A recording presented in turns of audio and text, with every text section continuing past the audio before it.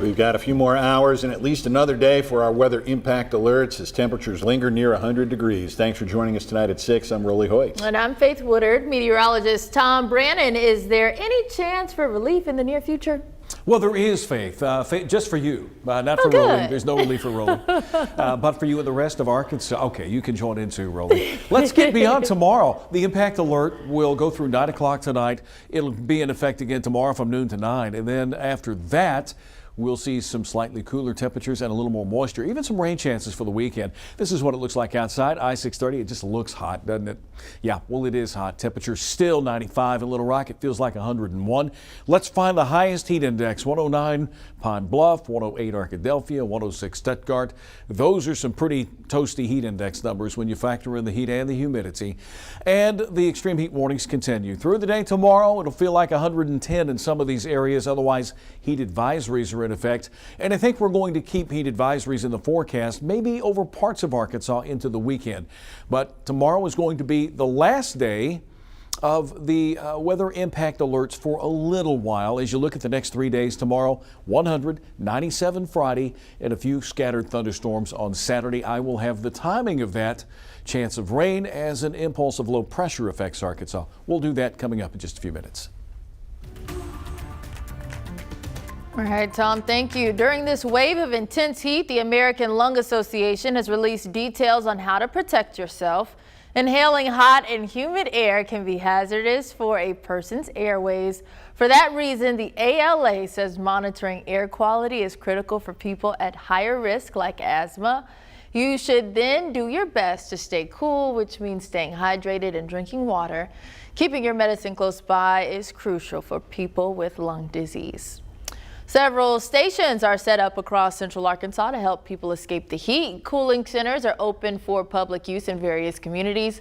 We've compiled them all in a list. To access that information, text the word COOL to 501-376-1111 and you'll receive the location of a center nearest to you. People living in Palaski County are being fooled by scams, and the sheriff's office is out today with new warnings. THV11's Carter Thweet tells us what they are and how you can protect yourself. They're threatening you if you don't take care of this matter immediately, that they're going to come and arrest you.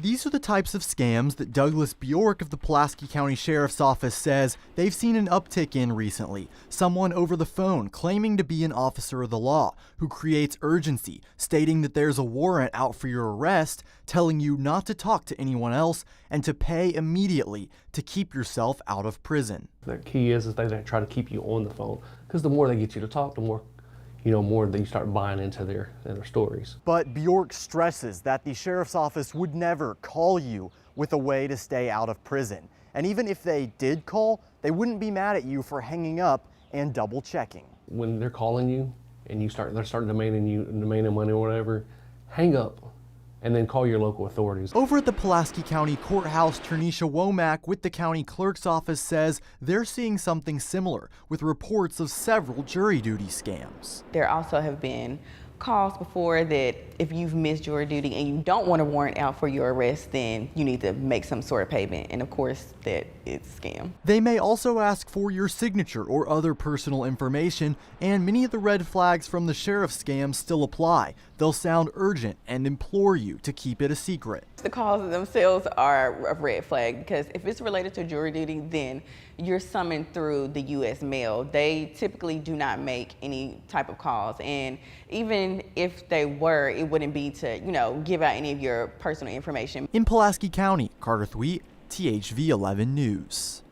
Sergeant Bjork says if you do fall for a scam, save all the evidence like voicemails and screenshots. Then there are several places you can report it, like the FBI, the Arkansas Attorney General, or the Pulaski County Sheriff's Office. The Palaski County Street Department announcing today a troubled intersection in a part of Little Rock is set to be reconfigured. The plan meant to improve access at the area where Canis, Denny, and Stewart all meet. Drivers will begin seeing crews on the ground starting tomorrow and notice construction running through August of next year. According to Pulaski County, homeowners in the area have long complained about what they call a dangerous layout. Here's a look at what the plan spells out. There are 3 focus areas. They'll include placing a signal at the intersection of Canis and Stewart. Crews will then realign Denny Road, directing traffic to where those 2 streets meet. And finally, the project will convert Denny Road into a one-way. Well, just hours ago, the THV 11 News team watched as the largest family-owned jeweler in the Mid-South broke ground on its flagship store. Sissy's Log Cabin specializes in the retail of natural diamonds, estate pieces, and fine gifts. Today, business representatives gathered to launch what will become the company's biggest location. It's being built off North University Avenue. Sissy's CEO credited its deeply rooted family values as inspiration for transforming the shopping experience. We have a prayer every morning in every business that we have. We also say the Pledge of Allegiance because we need to be proud of our country and all that is done. And just showing them hard work and moral, good morals and what to do. Well, Cartier and Rolex are among the several luxury brands customers can explore at Sissy's. Their new store will add to the already 7 locations in operation across Arkansas and Tennessee.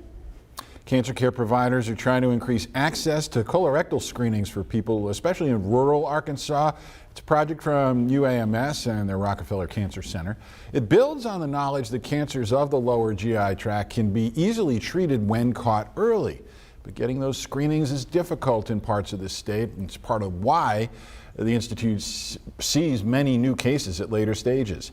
UMS is going to partner with Our Care for this initiative. Together, they'll expand opportunities for early detection for people between the ages of 45 and 75 that live in places that have low rates for screening. The ultimate goal is to screen the majority of people eligible in their first year of partnership.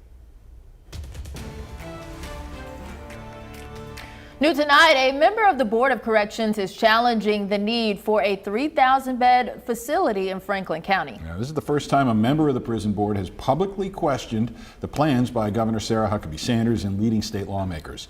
Claire Everbach explains the details in the email sent to lawmakers. In late May, the Arkansas Board of Corrections tentatively approved a proposed $57 million contract for architectural and engineering services related to the correctional facility project in Franklin County. But on Monday, a member of the Arkansas Board of Corrections sent an email to legislators challenging them about the need for a 3,000-bed prison and offered less expensive alternatives. Board member Lee Watson wrote in an email that while the Corrections Board is aware of the need for a new facility, the board never asked for a 3,000-bed prison and has never been told that such a large facility is necessary. In the email, he notes that county jail overflow has remained steady at about 1,600 for years and says the state would be better served by expanding the Calico Rock Prison and building a smaller 1,000-bed facility in western or northwestern Arkansas. In response, Sam Dubke, a spokesperson for Governor Sarah Huckabee Sanders, says the prison bed shortage is far larger than a simple count of inmates in county jails. Dubke cited outstanding warrants, population growth, and the end of what the governor calls a failed policy of catch and early release. He adds that law enforcement officials across Arkansas agree that a new prison with adequate capacity is needed to improve public safety and remove violent, repeat offenders from the streets. Watson clarified that comments made in the email were his own and that he did not speak on behalf of the entire board. The Corrections Department has not yet responded to requests for comment. Well, it is hot and steamy out there tonight. If you're going across the river to watch the Travs play, 97 degrees for your first pitch. That's coming up at 6:35 to play the Northwest Arkansas Naturals. Coming up after the break, we'll take a look ahead. I have some good news in your forecast.